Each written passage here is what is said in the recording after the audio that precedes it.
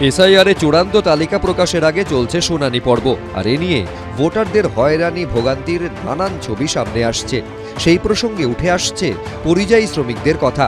সূত্রের খবর, এসআইআর প্রক্রিয়ায় পরিযায়ীদের সমস্যার কথা তুলে ধরতে গিয়ে রবিবার ভার্চুয়াল বৈঠকে অভিষেক বন্দ্যোপাধ্যায় বলেন, পরিযায়ী শ্রমিকদের সশরীরে উপস্থিত হওয়ার কোনো বিজ্ঞপ্তি জারি করা হয়নি।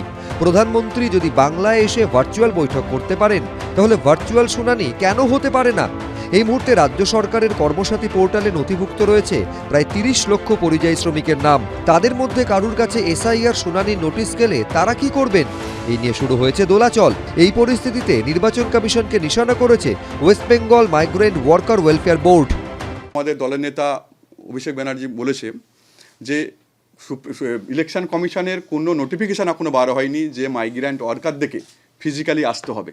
তা সত্ত্বেও আমাদের দপ্তরের তরফ থেকে আবার আমরা এসআইআর যদি হিয়ারিংয়ের কারো নোটিশ আছে কী করা উচিত সেটা আমরা এসএমএস করে দিয়েছি, এবং আমরা আর আইনত প্রক্রিয়াতে যাওয়া যায় কিনা সেটা আমরা ভাবছি যে ওদেরকে ফিজিক্যালি আসতে হবে কেন, আসলে তো ওদের ট্রেন খরচা কে দেবে? ইলেকশন কমিশন তাহলে দেওয়া উচিত। রবিবার দক্ষিণ দিনাজপুরের দুই পরিযায়ী শ্রমিকের সঙ্গে দেখা করেন অভিষেক বন্দ্যোপাধ্যায়। সোশ্যাল মিডিয়ায় সেই ছবি পোস্ট করা হয় তৃণমূলের তরফে। তাতে লেখা হয়েছে, দক্ষিণ দিনাজপুরের বাসিন্দা অসিত সরকার ও গৌতম বর্মনকে অবৈধভাবে ভারতে ঢোকার অভিযোগে ফরেনার্স অ্যাক্ট অনুযায়ী মহারাষ্ট্রের ভিওয়ান্ডি পুলিশ গ্রেফতার করেছিল। এসআইআর-এর খসড়া তালিকায় তাদের নাম রয়েছে, যা প্রমাণ করে যে তারা ভারতের নাগরিক। তারপরেও তাদের হেনস্থা করা হয়েছে। তারা সুকান্ত মজুমদারের লোকসভা কেন্দ্রের বাসিন্দা। গৌতম বর্মন বিজেপির বুথ প্রেসিডেন্ট ছিলেন। যখন তাকে গ্রেফতার করা হয়, গৌতম বর্মনের স্ত্রী সুকান্ত মজুমদারের কাছে সাহায্য চেয়েও পাননি। এর প্রতিবাদে একটি শব্দও বলেননি বিজেপির মন্ত্রী। গণতান্ত্রিক দেশ, গণতান্ত্রিক ব্যবস্থায় প্রত্যেকের কথা বলার অধিকার আছে, যে যার মত প্রকাশ করতে পারেন।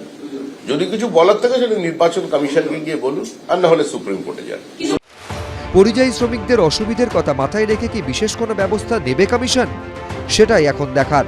সুদীপ্ত আচার্য, দীপক ঘোষ, কৃষ্ণেন্দু অধিকারী, এবিপি আনন্দ। রাজ্য জুড়ে চলছে এসআইআর এর শুনানি।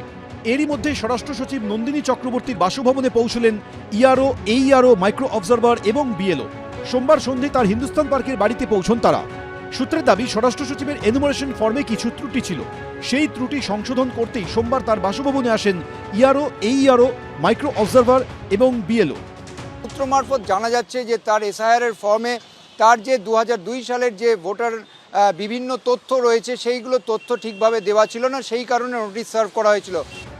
সোমবার লেক স্কুল ফর গার্লসে রাসবিহারী বিধানসভা কেন্দ্রের 134 এবং 135 নম্বর পার্টের হিয়ারিং ছিল। এর মধ্যে 134 নম্বর পার্টে বাড়ি স্বরাষ্ট্র সচিব নন্দিনী চক্রবর্তী। সূত্রের দাবি, এনুমারেশন ফর্মে ত্রুটি থাকার জন্য তার বাসভবনে নোটিশ পাঠানো হয় লেক স্কুল ফর গার্লসে হাজির হওয়ার জন্য। সোমবার ছিল শুনানির পালা। এর মধ্যেই স্বরাষ্ট্র সচিবের বাসভবনের তরফে সংশ্লিষ্ট বিএলও এবং শুনানির দায়িত্বে থাকা আধিকারিকদের সঙ্গে কথা বলা হয়। স্বরাষ্ট্র সচিবের নিরাপত্তা সহ অন্যান্য বিষয়ে আলোচনার পর স্থির হয় সন্ধেবেলা তার বাসভবনে শুনানির ব্যবস্থা করা হবে। তবে সন্ধ্যের অনেক আগেই স্বরাষ্ট্র সচিবের বাসভবনের তরফে বিএলও সহ দায়িত্বপ্রাপ্তদের সঙ্গে যোগাযোগ করে জানানো হয় যে স্বরাষ্ট্র সচিব তার অনেক আগে বাসভবনে চলে এসেছেন এবং তাদের আসতে অনুরোধ করা হয়।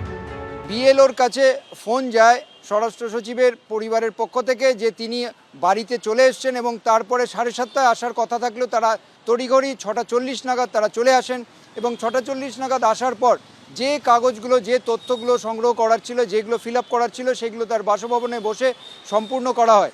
এই টিমের মধ্যে ইআরও ছিলেন একজন, এইআরও ছিলেন, সংশ্লিষ্ট বিএলও ছিলেন এবং ছিলেন 2জন মাইক্রো অবজারভার। যদিও এদিন স্বরাষ্ট্র সচিবের বাড়ি থেকে বেরিয়ে কোনো মন্তব্য করতে চাননি ইআরও কিংবা অন্যান্য অফিসাররা। ছিলম করঞ্জাই, এবিপি আনন্দ, কলকাতা। এবিপি আনন্দ, এগিয়ে থাকে, এগিয়ে রাখে।